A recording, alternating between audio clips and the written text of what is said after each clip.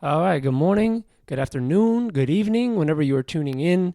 Welcome back to another episode of Mixed Martial Arts. My name is Austin Shaper, and this is a show where we explore the topics of UAP, the UFC, and World War III, today being a UAP UFO episode. Now, there's been so much going on in the world in kind of all three of the categories that I cover, but here at Mixed Martial Arts, I attempt to cover whatever is exciting me the most in that day, So some days I wake up and I just want to cover some UFO news. Some days I wake up, I think the geopolitical stuff is worth talking about, so on and so forth. But I have been very stuck.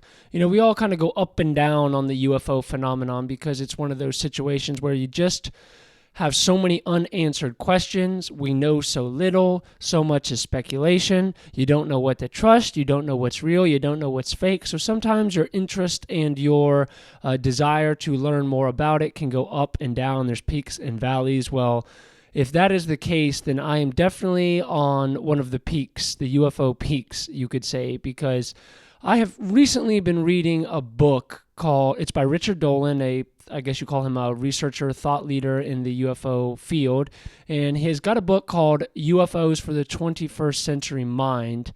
I believe that's the name. I'm listening to it currently on Audible. It's like 18 hours long, extremely thorough, and I'm about 7 hours through it.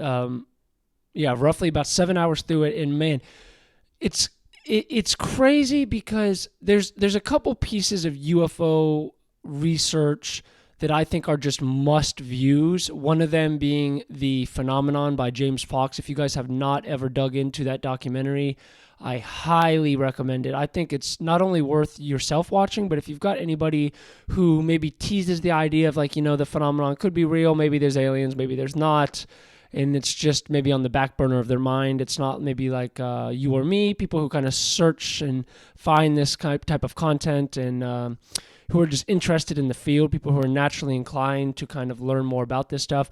The Phenomenon is like a great starter documentary. It's all about firsthand testimonies, witnesses from the military, from the government, all the way back in the 50s, the 60s, the guys who ran the nuclear missile silos, so on and so forth. It's just very thorough is my point. And this book by Richard Dolan is right up there for me, as one of the best pieces of UFO, if you want to say content, UFO research to ever be done. I think it's extremely important. It's a little bit of a slow read when you first get started into it, but he really gets cooking, and it's more than mind-blowing. It's like paradigm-shattering if you're listening to it, because he covers the topic, at such a level that it's hard to even describe, because let's just start off at the beginning. He goes through so many testimonies, firsthand accounts. Obviously he covers the big ones like Roswell and all these different cases, Virginia, and all these different cases, but he goes back from the 1600s, 1700s, 1800s, and then brings it up to more modern day, 40s, 50s, 60s, 70s, and I'm somewhere in that part of the book right now. And he talks about everything from the flyovers that happened multiple times over the weekends at Washington, D.C. back in, I want to say, the 50s or the 60s, and just covers everything at extreme detail. And when you listen to this, you just walk away with the thought of, like I said, I'm not even halfway through the book yet, and you just walk away with the thought of, like, it's not a matter of believing, is this true? If you have done the research and the due diligence to kind of study where we're at in this phenomenon, as far as what has happened, what has been witnessed, and all these different aspects of it, you don't walk away with saying, I believe in aliens. No, you say that there is a 100% truth to this. There's a 100% reality to the phenomenon, and that's the starting point. I feel like the starting point for you or I or anybody who's following this is the foundation of it being there's 100%. I do not like saying things are 100%. I really don't. If you guys have listened to my show, you know that I'm very hesitant to say things are for certain. I don't like saying I know something for sure. I'm always open to being wrong, and that is still the case to this day. But there's one thing in the UFO phenomenon that I believe is just, it's damn near, we can say 99.9999% that this is a fact that this phenomenon is happening around us right now. I'm not saying that they're Martians. I'm not saying that I'm not saying that I know what it is. I'm just saying that there's a reality to this phenomenon. I mean, if you guys go back and listen to, again, from Richard Dolan's book, when he talks about what people have spotted in the 1700s, 1800s, 1900s, mass UFO sightings where hundreds of people saw craft in the sky, the cigar-shaped ones, the saucer-shaped ones. So many different examples you can pull from not just the United States. We often hear from people who kind of disregard the UFO phenomenon. I see this all the time on Twitter. People who say, oh, it's interesting that the UFOs only come to the United States. They're only spotted over America. How is this only a North American phenomenon? Well, you couldn't be farther from the truth. And anybody who says something like that, all they're doing is showing their hand that they know very little about this, because there is testimonies by the thousands, by the tens of thousands, perhaps millions of people have spotted these all over the world in the past hundreds of years. We could go back to the cave drawings and all that stuff, but even if you just want to start at, say, like the 1800s, well, there are so many sightings. People who had no reference to even describe what they're seeing. They never knew what a helicopter was, never knew what a plane was, never even knew what a car was, and yet they're describing the same things that we are seeing, the same things that the New York Times article in 2017 showed us. The exact same type of craft, the shape, the way they move, they're describing the exact same thing. Now, you guys have to give me, if you're counter to the possible narrative of NHI being here, non-human intelligence, then you're going to have to explain to me what on earth they could be seeing. Yes, you can always write some of it off as meteors and all that. And it leads to some of the frustration of Arrow, doesn't it? Because, yes, we all know, anybody who studies this knows that there's a certain percentage, we don't know what the percentage is, but there's a certain percentage of testimonies, of eyewitness accounts that can be explained through, what is the term? They say prosaic terms. So, it could be asteroid or meteor, I don't know the difference, but, it could be something falling from space. It could be, unknown aircraft. It could be a weather phenomenon. We know that, a light phenomenon. We know there's a certain amount of them that you can explain away. That goes without saying. And as I talk about Arrow, it just leads to some of the frustration with them, because they're still playing the same charade, the same game, the same book that Project Blue Book was playing all the way in the 50s and the 60s, about trying to explain away this entire phenomenon by using the case studies and the testimonies that can be explained away. So I forget the exact percentage, but back when Project Blue Book was tasked with studying this phenomenon and bringing the public some answers, well, their goal was very obviously to reduce the amount of unexplainable testimonies and eyewitness accounts down to the smallest minute amount as possible. So to attempt to resolve the majority of cases and then say, hey, I think they even got it down to, in their claim, like 0.04% of cases were truly unknown. So their goal was to reduce the amount of unknown events, encounters, whatever you want to term it, and then say, well, we don't know what this few amount is, but we know what like 99% of these are. They're weather balloons, they're swamp gas, all the different nonsense things we've heard, the nonsense statements that have been made about what people saw with their own eyes. And yes, you have to admit that the mind and the eyes are fickle. Eyewitness reports are not always accurate. But at this point, you can write off that counterpoint. You truly can, because there's just been too many people with no purpose to lie, nothing to gain from it. Many of these people have gone through horrible encounters. Many people have died after their sightings, so there's not really a benefit to faking that. And now, that's not to say that some haven't, but the point that I'm trying to make in a roundabout way is that the sightings have happened at such a mass scale that at this point, you just can't use the known cases, the ones that can be explained through normal, conventional, prosaic terms. You can't use those to write off the ones that you can explain. That's what Project Blue Book's goal was, and that is to this day what AARO's goal is, to reduce the amount of unexplained cases, then to minimize that and say, we just don't know what it is. It was absolutely cringeworthy to sit back and watch Dr. Sean Kirkpatrick, the head of AARO, who is leaving at the end of the year, to watch him give this little Q&A that happened a week or so ago. And, one of the questions they asked him being about NHI, and he wouldn't even answer the question. He said, well, you guys know that term is now in pending legislation, and we don't usually talk about pending legislation. And so that was his way of saying, I'm not going to talk about it. And that's why it always cracks up people like you and I who study this when we see them try to rest on the sole theory of whatever this is being a extraterrestrial, meaning from a different planet, a different solar system, different galaxy, so on and so forth. The people who study this know that that's not the only option. That might not even be the most plausible option. Being there could be future humans. There could be, some sort of being that has been living within the Earth this entire time. Maybe they're not traveling this long distance that, like the NASA had said, they would have to be so technologically advanced to be able to travel the cosmos and make it here. Or maybe they are technologically advanced. Sorry, guys, 8:30 in the morning when I'm recording this. Brain is still starting up.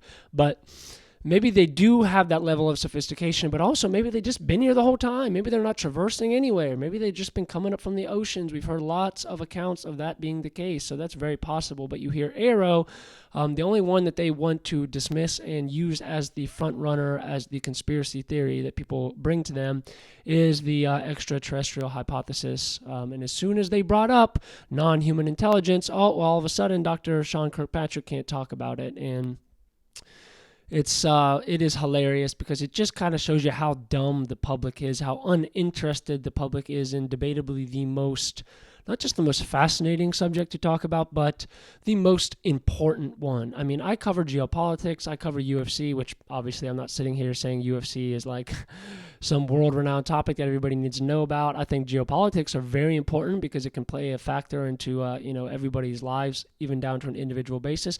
But all of that pales in comparison to when I discuss this topic, because the importance, the relevance, just you literally can't overstate it. And yet, according to AARO and Project Blue Book in the past, it's just not something to be all that concerned about. And it's almost like an attempt to appease the public. And as I always talk about, the public at large is very dumb and very uninterested in learning about this. That's just the truth of the matter. And if you can write that off to a couple factors, maybe one being humans in large groups are just really, really dumb. Even if we're smart at an individual basis, you can normally have a intellectual conversation with just about anybody one-to-one. As soon as you open it up to a large group, all of a sudden we become tribal.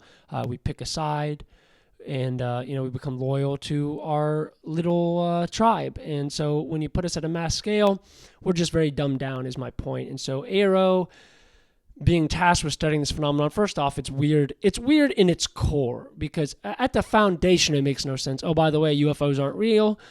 This isn't non-human intelligence. But for some reason, we're going to task an entire organization with, I think they said they have like over 40 employees, full-time employees studying this. So it's not real, but we're spending millions of dollars to show you that it's not real, and we're not bringing really any results, just kind of the same statements, literally the same statements we've been saying since the 50s.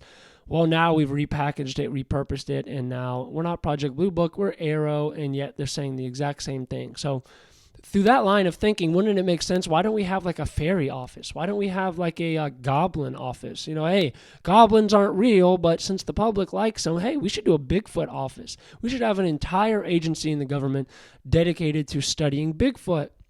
Why not? The public thinks it's real. And, some people have spotted him. So we should do an entire agency and spend millions of dollars and have dozens of employees studying this so that they can bring us more proof that it doesn't exist and we don't need to worry about it. That's the craziness that we're going through right here, because it doesn't make sense you're going to be tasked with studying something that doesn't exist. It's an inherent admission that it does exist by them tasking an agency to study it. So to write it all off as the prosaic ones, the ones that can be explained away, is utter nonsense. I think the public at large just doesn't care. The layman just doesn't care. They don't understand the importance. And while they have done studies that have shown, I think it's over 50%, but if not, it's, let's say between 40 and 50% of the population already believes that UFOs exist. That doesn't mean 40 to 50% of the population is walking around like you or I, thinking about this on a near daily basis and listening to books, reading books, watching videos, documentaries, having conversations with other people who are interested in this. That's not what it means. It just means they have this kind of far off belief, and that's it. They think about it once or twice. Sure, aliens could exist, and sure, it's possible the government would hide it for us. Okay, back to my normal life. What they're missing is if that one reality, if that one aspect of our existence is true, that there is this non-human intelligence, whatever it is, you guys can speculate what it is. I don't know what it is. I've never claimed to know. I don't know if it's aliens or AI or humans or demons or whatever it is you want to term it as. I'm okay with it because we, the public, when I say we, I'm talking about the public. I think the government knows a lot more, and they could probably give us a lot more insight as to what they are. But from the public's perspective, we don't know what it is. So I'm pretty cool with any theory that you bring to the table. But regardless, there's something going on here, and for whatever reason, the public's not getting it. The public's not understanding how important this is. Now, that's not to say that everybody doesn't, because there is a certain percentage that does really, really care about this, myself included. Obviously, if you're tuning into this, you're probably one of those people who really care, because how could you not care? Because if it's real, it changes everything, and I mean damn near everything. If this reality is to be, as this SOL, I don't know what it stands for, but this event that just took place over the last week, David Grush gave a little guest appearance over Zoom, I believe, and it's essentially the UFO community coming together to kind of talk amongst themselves.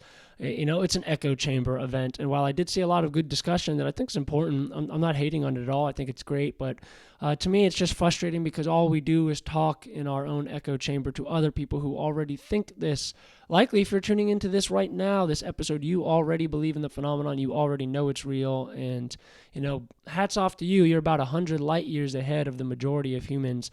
And at this event, they were talking about catastrophic disclosure versus a controlled, managed disclosure. And it seemed to me that they were vouching for, and the few things that I did see about it, they were vouching for a managed, controlled disclosure. I guess inherently insinuating that a catastrophic disclosure, which I can only interpret from my own point of view what that means, would either be like a full rapid disclosure where basically, all the chips are laid out on the table in a very short period of time, maybe one day, maybe the NHI makes themselves known on a global scale in some sort of big event, and the governments of the world have absolutely no way that it's just out of the possibility to be able to cover it up any longer, and so they have to come out with some sort of press briefing or something and tell the whole world, hey, this does exist, and attempt to calm the public. Do I believe that could be catastrophic? Yeah, especially if it depends really on what their intentions are, the NHI, what they're doing, whatever sort of display of power or whatever it is that triggers this mass revelation. Yeah, I definitely think it's scary, and I do think it could be catastrophic. So to me, that's what catastrophic disclosure means, like sort of the rapid, full unveiling of the truth of this without sort of any censorship or any guiding us as the public. As I said, the public's stupid at large, so if you tell us everything at once, yeah, I can see people melting down. I can see the banking system collapsing. I can see people not wanting to go to work. I can see a lot of religious mix-up and potential violence and protests. You just don't know. It's very hard to predict. We only really have the movies to base that off of, so we don't really know. But there have been studies that have showed that, if they did squeal piggy on this, or, be it the government telling us or the non-human intelligence just making themselves known on a scale that they haven't before, yeah, people could lose it. People could lose their minds. I actually do believe that. And then they talked about the, the managed controlled disclosure, which I look at that as, half-truths, more lies, because even if you tell us some things, let's say they don't tell us about the technology, but they just tell us, hey, there's a non-human intelligence here. We don't know if they're friendly or hostile, but they're just surveying us, and that's all we can tell you for now. Obviously, the public's not going to be okay with that. You're going to basically turn everybody in the public overnight into a UFO researcher, and they're not going to be able to close Pandora's box after it's opened. So, a managed disclosure where they tell us some aspect of the phenomenon, but not everything. They're going to have follow-up questions, because my follow-up question right off the bat, they tell us this exists, is, how long have you known about it? How long have they been here? What else do you know that you're not telling us? And, they're not going to be able to really keep a lid on that for long. So even if there is a managed disclosure, I think it's rough waters to be able to navigate that. And a lot of people kind of quote unquote hate the government for what they've done in covering this up. And I have mixed feelings on it. I do believe the cover up as where it stands right now is horrible. I think it's very difficult to justify why you would continue this cover up after so long, after so many people have seen it with their own eyeballs, and to sit here and tell us we're all crazy and, you can explain everything away is just an insult to our intellect. Now, if you rewind it back to when it potentially started happening, at least at a wider scale here in the United States, the 40s, 45, 46, 47, so on and so forth, you can understand why the governments didn't want to tell anybody. There's so many reasons why. The technology, they don't understand. They didn't want it falling into Soviet hands. And creating some sort of global catastrophe or another war. We were just coming out of World War II. The world is essentially shattered, attempting to rebuild. Everybody's paradigm was absolutely shattered. So it makes sense, and that's just from one aspect. There's many reasons why the government would have want to keep this secret, because when this NHI first was revealed to the government at scale, think about it from their perspective. They don't know if this is a national security threat. They don't know if this is human. They don't know if it's alien. Let's say they discovered it once it is some sort of non-human intelligence, and they can write off that it's the Soviets or whatever. They don't know if it's friendly, hostile. They don't know the implications, where they came from, how long they've been here, what their plans are. How are they going to tell the public about something that they don't know themselves? There's just 1,000 reasons why it makes sense why disclosure didn't happen when it first took place, when the government first became privy to this information. But then as time goes by, it becomes less and less justifiable. The only caveat to that being we just don't know what the intention of the non-human intelligence is. If they have something very nefarious planned up their sleeves, and that's why they're acting in this covert manner, the beings I'm speaking about, then I just don't know what the reason could be why the government would not tell us, because at some point that dam is going to burst, and they know that, and we know that. But perhaps, there is a justified reason, but as time goes by, it becomes less and less justifiable to be able to hide this reality from the public. So I just wanted to make this episode today really to just bring you guys not necessarily encouragement, because I don't know if at the end of the day this is like an optimistic thing. David Grush, when he was closing out of that event, the SOL, he mentioned something along the lines of, there will be an ontological shock, but overall this will be a positive effect on humanity, and that this is like essentially a new spiritual awakening, and so on and so forth. I don't know if I agree with that. I would like to think the utopian, the aliens are going to reveal themselves, give us technology, war is going to stop, we're going to have free energy, we're going to stop harming the planet, all these different utopian ideas that you'd like to believe. It sounds awesome, sounds beautiful, sounds great. Is it reality? I don't know. If you look at the history of humanity, we're a warring species, we're a tribal species, and while we do progress, it happens over a very, very long course of time. And look around at the world right now, wars are still going on just like they were, 100 years ago, 200 years ago. It's really business as usual. That's only one way to look at it, because yes, war is reducing in size and scope, but as a whole, I think it's fair to say humans are humans, and I just don't know if the revelation of this is going to be the spiritual awakening that some people think it is. So I'm not necessarily here to encourage you. I am here to say I really do recommend that you check out the book by Richard Dolan. I'm listening to it on Audible. I'm sure you can get a hardback or a paperback on Amazon.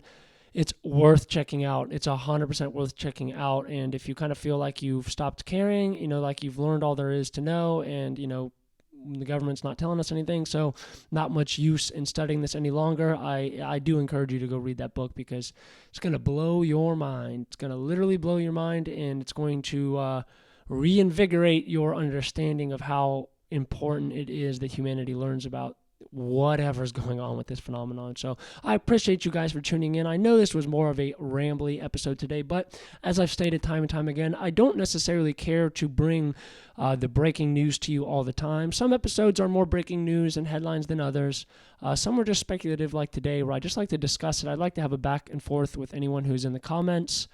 And if you're kind of more tuning in and you just want the breaking headlines, be it in the world of UFC, UFO, UAP phenomenon, or World War III / geopolitical events around the world, I encourage you to go check out my Twitter, formerly known as Twitter, now X, at UAPUFCWW3, just one word, or you can type in Mixed Martial Arts. That should pull it up as well. Go ahead and follow that because that's where I put all the headlines. So all day long, I'm going to retweet breaking headlines in all three of those categories, which I believe I'm probably the only person on planet Earth who is doing that with those three different categories put into one. I do my best to separate the episodes so that somebody who doesn't care about, say, geopolitics is going to have to listen to an entire episode about stuff they don't care about. So I separate all the subjects. I also have a Discord called Mixed Martial Arts. You can find that in the link in the bio or in the description of this video. Even if you're listening to just the audio platforms, you should be able to find it. Click that, follow it. There's people from all over the world, just a few of us who like to discuss one of, two of, or all three of these subjects. There's 3 subgroups that you can be a part of. I like to talk with people on a daily basis and just kind of hash out the ideas, the experiences we all have, our interest in these subjects. And it's more fun than doing just a monologue like I did today. So do me a favor, if you guys enjoy this type of content, just click subscribe on YouTube, click the alert notification bell so it lets you know when I post videos. If you're listening to the podcast platforms, click follow and leave me a 5-star review. That really helps the algorithm pick up the show and show it to other people. Ultimately, I love doing this. I'm going to be adding Twitch streaming soon. I'm going to be playing video games 3 nights a week or so and kind of having a more casual, laid-back discussion for those of you who want to join me and just kind of talk through some of this stuff. There we can go over headlines and just kind of have fun interacting with people who care about the same stuff you care about. I think that's ultimately important, and that's why I do this. I love studying all 3 of these fields, and I'm going to attempt to increase my level of consistency with it and just make it better and better. Right now, this is just a solo man operation. I just got my neon sign wall, my phone, and a mic. That's all there is to it, but I will be adding Twitch streaming and adding all kinds of fun stuff as we grow as a group. I appreciate you for tuning in. My fellow Martians, thank you for being here. It means the world. I'll be back tomorrow with another episode. I think we're probably going to have to dive into the Israel-Gaza conflict and where it stands right now. It's important, and I haven't done an episode on it in quite some time, so I will be probably doing that tomorrow morning. Thank you guys for being here. Hope you all have a good day. Take it easy.